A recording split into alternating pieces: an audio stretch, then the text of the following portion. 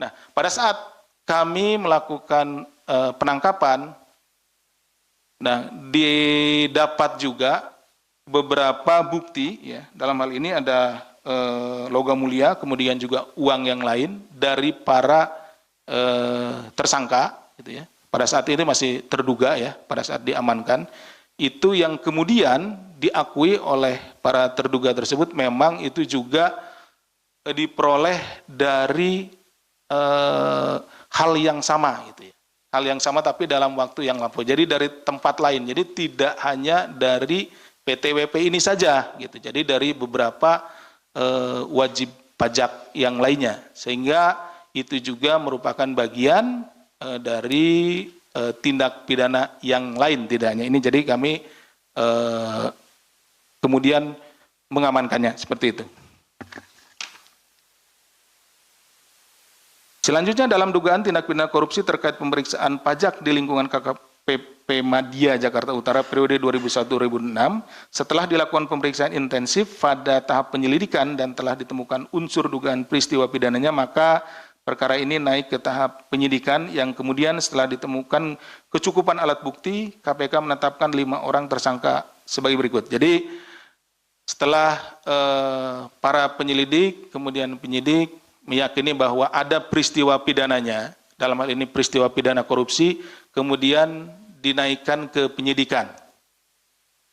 Selanjutnya terhadap tadi barang-barang yang diperoleh pada saat tertangkap tangan, kemudian dilakukan penyitaan, kemudian dilakukan pemeriksaan terhadap saksi-saksi, ini sudah penyidikan, ya.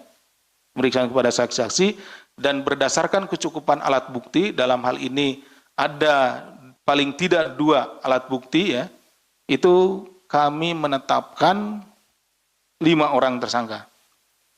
Yang pertama saudara DWB selaku Kepala KPP Madya Jakarta Utara, yang kedua saudara AGS selaku Kepala Seksi Pengawas dan Konsultasi KPP Madya Jakarta Utara, yang ketiga saudara ASB selaku tim penilai di KPP Madya Jakarta Utara, yang keempat saudara ABD selaku konsultan pajak, dan yang kelima saudara EY selaku staf PTWP.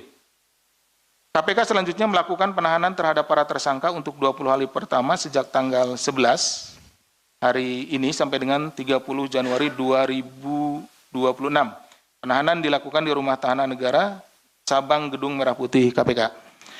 Atas perbuatan terhadap saudara ABD dan saudara EY selaku pihak pemberi disangkakan telah melanggar ketentuan pasal 5 ayat 1 huruf A atau huruf B pasal 13 Undang-Undang Nomor 31 Tahun 99 sebagaimana telah diubah dengan Undang-Undang Nomor 20 Tahun 2001 tentang pemberantasan tindak pidana korupsi, junto pasal 20 Undang-Undang Nomor 1 Tahun 2023 tentang Kitab Undang-Undang Hukum Pidana KUHP yang baru.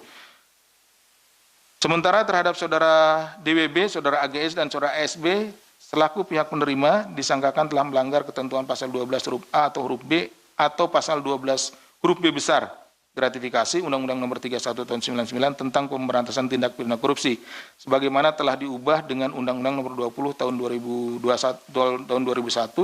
tentang perubahan atas Undang-Undang Nomor 31 Tahun 99 tentang pemberantasan tindak pidana korupsi atau pasal 606 ayat 2 Undang-Undang Nomor 1 Tahun 2026 tentang penyesuaian pidana, junto pasal 20 Undang-Undang Nomor 1 Tahun 2023 tentang Kitab Undang-Undang Hukum Pidana KUHP terbaru. Jadi rekan-rekan, karena perkara ini terjadi dalam masa transisi, terjadinya di bulan Desember. Kemudian dilakukan penangkapan, tertangkap tangannya di bulan Januari, ya, setelah tanggal 2. Artinya KUHP-nya baru, KUHP-nya juga baru. Jadi ada masa transisi sehingga digunakan pasal-pasal pada undang-undang yang lama dan kemudian juga undang-undang yang baru. Selanjutnya tentunya kami dari Komisi Pemberantasan Korupsi dari Kedeputian Penindakan akan berkoordinasi dan berkomunikasi dengan Kedeputian Pencegahan untuk melakukan pencegahan dan juga perbaikan sistem pada KPP Madya di Jakarta Utara dan akan berkomunikasi dengan Dirjen Pajak pada khususnya.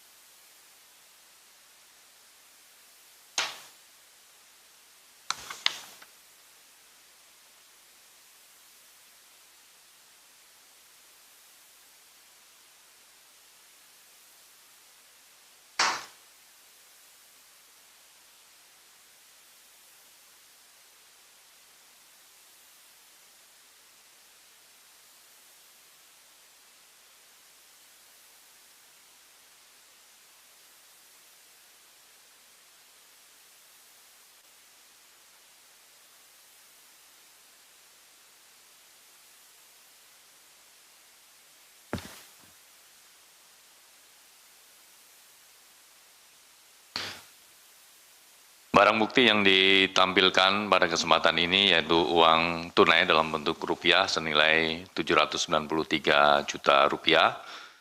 Kemudian uang tunai dalam bentuk dolar Singapura senilai 165.000 atau setara dengan 2,16 miliar.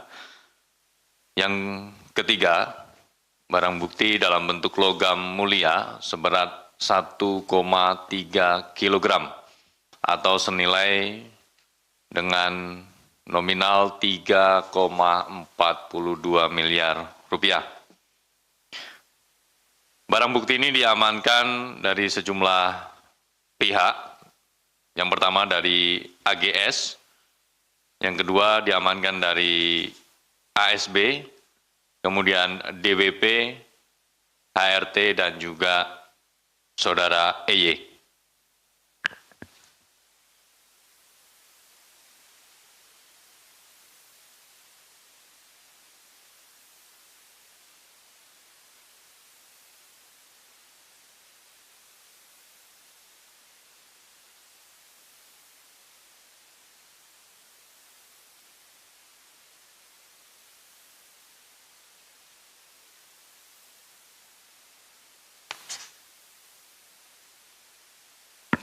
Selain barang bukti dalam bentuk uang tunai dan juga logam mulia, tim juga mengamankan sejumlah barang bukti dalam bentuk BBE atau barang bukti elektronik. Tentu nanti akan dilakukan ekstraksi untuk melihat informasi-informasi yang ada di dalamnya.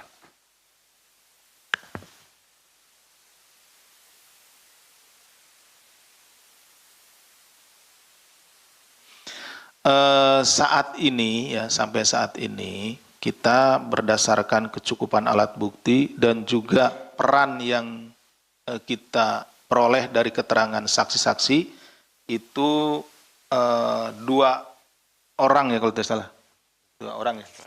2 orang ini dari staf PT WP inilah yang memenuhi kriteria untuk ditetapkan sebagai tersangka. Tapi ini kan baru 1 kali 24 jam nih. Kita harus menetapkan dari 8 ya yang kita diamankan 8. Yang diamankan 8 ini ditetapkan 5 orang. Jadi dalam tempo 1 kali 24 jam tentunya ya ini proses penyidikan ini akan terus berlanjut seperti itu. Jadi Mas Rio nanti kita juga sama ini. Di sini kan staf. Nah, bagaimana uang itu bisa keluar kan tentu harus punya kewenangan kan gitu ya untuk mengeluarkan jumlah uang, kemudian memutuskan, kewenangan untuk memutuskan, membayar dan lain-lainnya gitu kan, karena uang 4 miliar itu bukan uang yang kecil. Tentunya kami akan perdalam dan kami juga merasa bahwa tentunya ya terkait dengan tadi tugas dan tanggung jawab, kewenangan yang dimiliki dan lain-lain. Nah, staf-staf inilah hanya sebagai petugas lapangannya saja. Tapi sampai saat ini informasi dan keterangan yang kita peroleh gitu ya, dan juga didukung oleh kecukupan alat bukti 2 orang ini dulu. Tapi tentunya tidak akan kita akan terus mendalaminya. Kemudian lokasinya di Maluku, betul. Ini PT WP itu untuk daerah operasinya. Tadi kenapa KPP-nya di Jakarta? Karena kantornya ada di sini gitu ya, terpusatnya seperti itu. Download Tribun X sekarang, menghadirkan lokal menjadi Indonesia.